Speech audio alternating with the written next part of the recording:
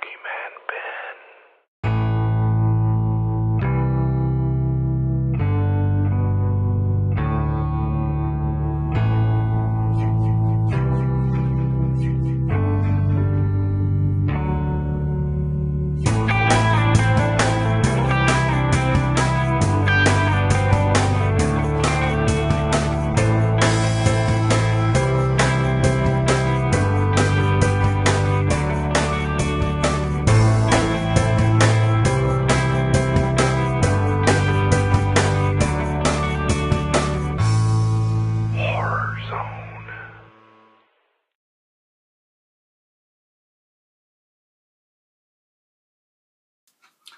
Hey everyone, it's Boogeyman Ben. Hope everyone's doing well and everyone's having a nice weekend. This video is going to be something a little different for my channel. Typically I talk about horror films and things of, relating to horror, the horror genre, be it books, movies, music, anything that's related to horror. But every once in a while I like to do something a little bit different. And for this week's video I want to talk about the Fast and Furious series. Now I have seen Fast and Furious 7. I own all of the movies. 1 through 6, and I just because of the nature of Furious 7, I think it bears speaking about, just because of how much it affected me when Paul Walker tragically was killed in a car crash in 2013, November of 2013. So just that happening, and the fact that James Wan directed the new Fast and Furious film, I thought James Wan is known for a lot of horror films that I've talked about on this channel. Insidious, The Conjuring, Saw, Dead Silence. I mean, he's done some terrific films, and this is his first big budget action film. And what I'm going to do is I'm going to go through each of the films and just give my thoughts on the films. Not really give a review of Furious 7, but just talk about my thoughts on the film, just something real quick, just a personal, viewpoint on it. I'm not going to be going in depth into any of these films. I just thought I'd do something real quick, just because, Furious 7 is a huge box office blockbuster, and I want to, share my thoughts on the series and then talk about the new film. So if everyone looks forward to this, please stay tuned.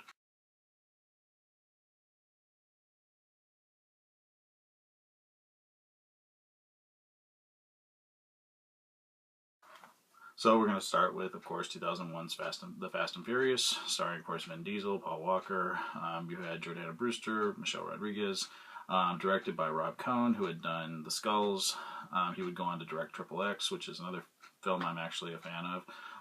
Reason why I saw this film, I had seen Paul Walker in The Skulls, and I actually enjoyed that film. A lot of people kind of hate on that film, but I thought it was interesting and entertaining. But I also was a huge fan of Vin Diesel from the movie Pitch Black, and I really wanted to see him in this film. And this film came out, like I said, in 2001. I didn't see it in the movie theater. I actually didn't see it until it came out on DVD. And this film has never been my favorite film. There's aspects of it I really like. I really love the racing scenes. I really like the chemistry between Vin Diesel and Paul Walker. I think that's the strength of the film. The action is good, but it's never been my favorite film of the series. I think the reason why it's endured and why I actually, still enjoy watching it on occasion has to do with the chemistry between Paul Walker and Vin Diesel. So this film is just, like I said, it's a fun watch. It's, it's going back 14 years. I can't believe it's been that long since it came out, but I enjoy watching this film a lot, and I think Rob Cohn did a great job directing the action scenes. So yeah, this is a very fun film.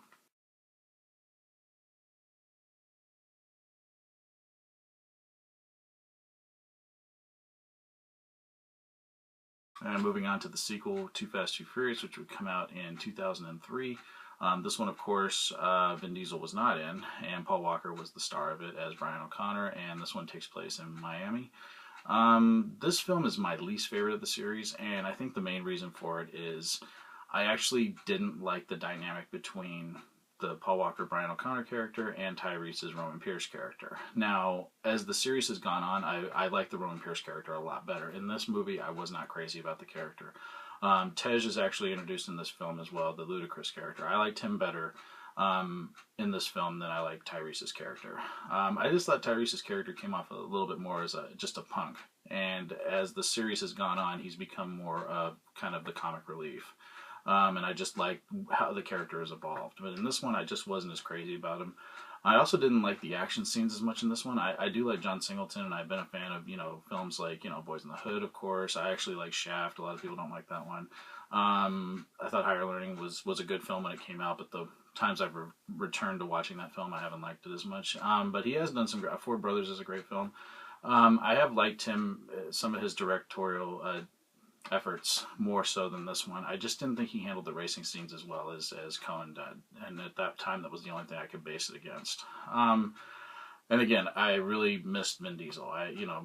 The Dominic Toretto character is such a huge part of the first film. He's sorely missed in this film. As much as I love the Brian O'Connor character as well, they work off of each other. It's kind of like having Abbott without Costello or Laurel without Hardy. It's just like you need those two to balance each other out. And I just didn't think like I said, the Roman Pierce character and the Brian O'Connor character had the chemistry that the Toretto. I haven't watched it a lot recently. I do like the opening race scene the best in this film.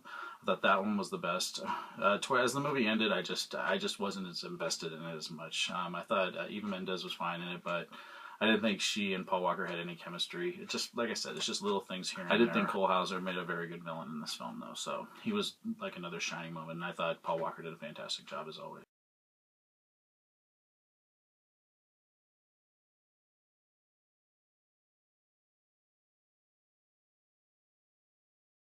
Now we are on to Fast and Furious Tokyo Drift. This one was weird for me because, again, none of the principal characters come back for this one. And I don't want to ruin the surprise cameo if people haven't seen it, but there is a surprise cameo at the end of the film. But the fact that this was a whole new group of people, and I remember like some of the articles I'd read when this was being made and when it came out was that they pretty much wanted to do away with the stars, like focusing on like, a Vin Diesel or Brian or a Paul Walker, as the stars of the films, that the stars of the films were the cars, and I thought that was completely stupid. I do think Black does a good job, and I actually was pretty invested in his character at the beginning. I think the opening race scene is really good and really sets up who his character is. I really like that. The Tokyo scenes are cool. I thought Bow Wow did a good job in it. But this is where you're introduced to the character of Han, played by Sung Kang. And what's weird about this film is that this film pretty much takes place after the events of Fast and Furious 6. So Han's character, the character Sung Kang plays, is in 4, 5, and 6 of the series. And it makes the character more relevant as you see where he's come from and how he ends up in Tokyo. And I really think that now this movie makes a lot more sense to me, and I actually like it a lot better. I did think the racing scenes were done well, and of course this is Justin Lin's first film. He would direct the next 3 films in the series, and I think he handled the action scenes much better than John Singleton did, and I actually think that's why this film stands up above Too Fast, Too Furious for me.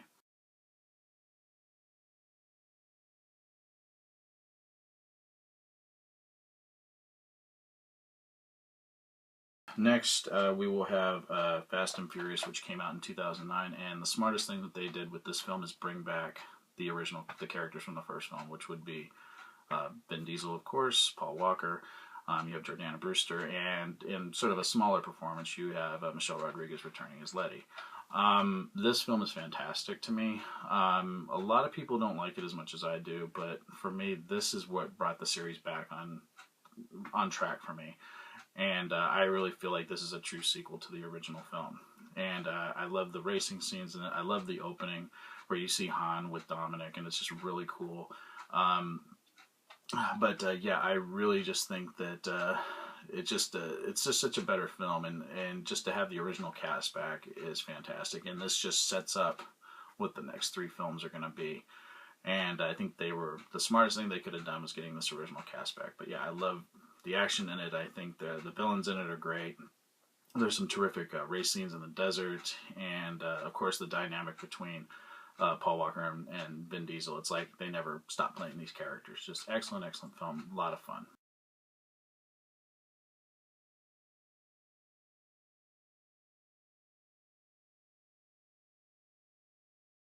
The next film in the series, of course, is Fast 5, and this completely, I think, cemented this series as a blockbuster film series. I think the smartest thing they did with this film is adding The Rock, or Dwayne Johnson, as the character of Hobbs. Just fantastic actor. I think he's terrific in everything. The dynamic and the fact that he's now hunting Dominic and Brian and Mia is just fantastic and really sets up for some terrific tension. But the other thing they did that was very smart is they brought back characters from the other films. So you have Tej coming back, the ludicrous character. You have Roman coming back, played by Tyrese, who does a fantastic job in this film. And I actually think this is when the Roman character I really started liking. But you also have Vince, who was in the first film, played by Matt Schultz. And I really like the fact that you had like all of these guys that have all kind of been in different films, all coming together to pull off this heist in Brazil. The action in this movie is fantastic. The setup for the heist is fantastic. Just absolutely fantastic film. I love everything about this film, and I really think this is what catapulted this series into where it is now.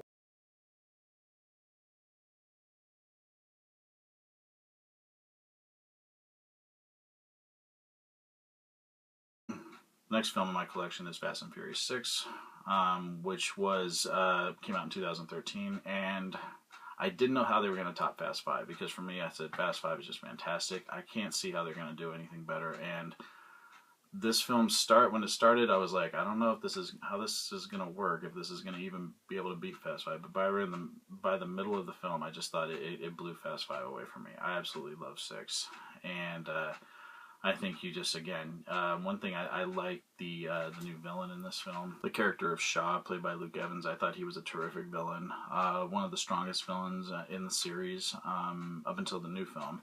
I actually loved him in this. I also thought another smart thing was bringing back the Letty character, Michelle Rodriguez, coming back, and the way that they set it up in Fast 5 was brilliant.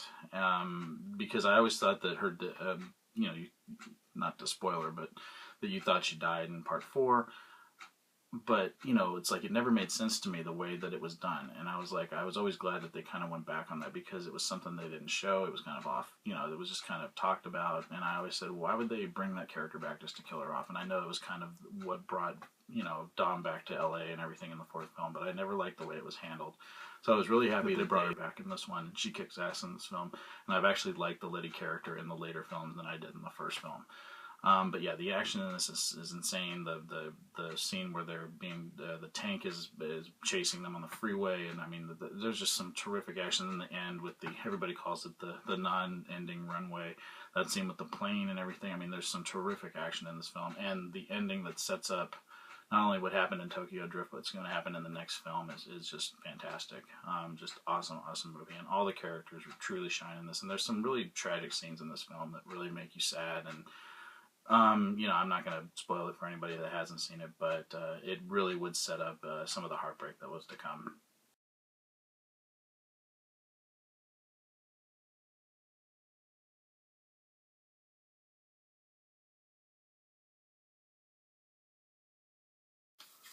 Now, of course, we are on to Furious. It's absolutely my favorite film in the series. I think this series has just gotten progressively better as it's gone. And I'm just saying, to see where it started from, I watched the first Fast and Furious like a few days ago, just to remember what the first one was like, and then to see where it's gone. I just think it's one of those series where, 10 years ago, I never thought we'd be talking about a 7th film in the series. I thought they were pretty much done after Tokyo Drift, because that film wasn't huge stateside. It was big overseas, but the fact that they didn't really have any of the original characters in it was kind of, okay, well, they're doing something different, and we've seen the last of Dominic and Brian and Letty and Mia.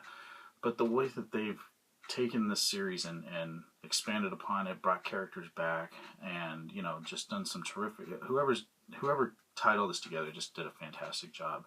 But Furious 7 by far is my favorite in the series. I think James Wan did a fantastic job. I'm a huge fan of the guy, and the action in this film is fantastic. There's just scenes that, there's like one chase scene or like action set piece that goes on for about a half an hour. And by the time it's done, you're just out of breath. It's one hell of a scene. And I also think, tragically, of course, Paul Walker having died when they were making the film, he had only done, as far as I remember them saying, he had finished 50 to 60% of his scenes. So of course they have had Paul Walker's brothers, Caleb and Cody, come in and do stand-in work, and they used Peter Jackson's special effects house that had worked on, of course, the Lord of the Rings films, to take some of the footage that they had of Walker and CGI his face on his brothers, physiques and everything like that, or CGI Walker's face onto his brother's for some of the scenes that he hadn't been able to finish shooting. So I mean, it's a film it's one of those films where it's like there's tons of action. You're just like on the edge of your seat. It's fantastic. And then there's parts of this film that just make you truly, truly sad. Because it will be the last time we see the Brian O'Connor character, and I think the filmmakers handled it beautifully in terms of how they send off. So it was a bittersweet ending. There wasn't. I mean, I got emotional. My wife got emotional. It was one hell of a film, and I really think it's the best film in the series. I have no idea where they're going to go from here. If this is going to be the end of it, if they're going to spin off some of the characters. I've heard them talk about a spin off with Hobbs. I've heard of them doing a part 8 that will be set in New York. So I have no idea what they're going to do if they do another Fast and Furious film, but it will never be the same because Paul Walker is no longer with us, and it's truly, truly tragic what happened to him because I've heard nothing but awesome things about the guy, and it's heartbreaking to know that he would pass the way he did. So that's going to be about it. I mean, Furious 7, if you haven't seen it, go out and see it. Go see it in IMAX. It's fantastic in IMAX. I love seeing these films, and I saw Fast and Furious 5 and like HD or XD, and it was fantastic. So these films are meant to be seen on a big screen, either IMAX or XD or whatever your movie house has. See it that way. It was fantastic. I love this series. I'm glad that I have all of these. I can't wait to get Furious 7. I might try to see it again in the theater. But I wanted to do this real quick just because I did do a video the day that Paul Walker passed away, and it's always bothered me the way that he passed away because he and I were very close to the same age. I watched his career. You know, I'd seen him in Varsity Blues and The Skulls and all these other films, and it's hard for me to believe that he's gone, and very sad, and my heart goes out to his family and his friends and his colleagues from these films. But that's going to be it, and I just wanted to share this, and if anybody else wants to share their thoughts on the Fast and Furious franchise, please share your thoughts in the comment section below. Always interested to hear what people have to say about this.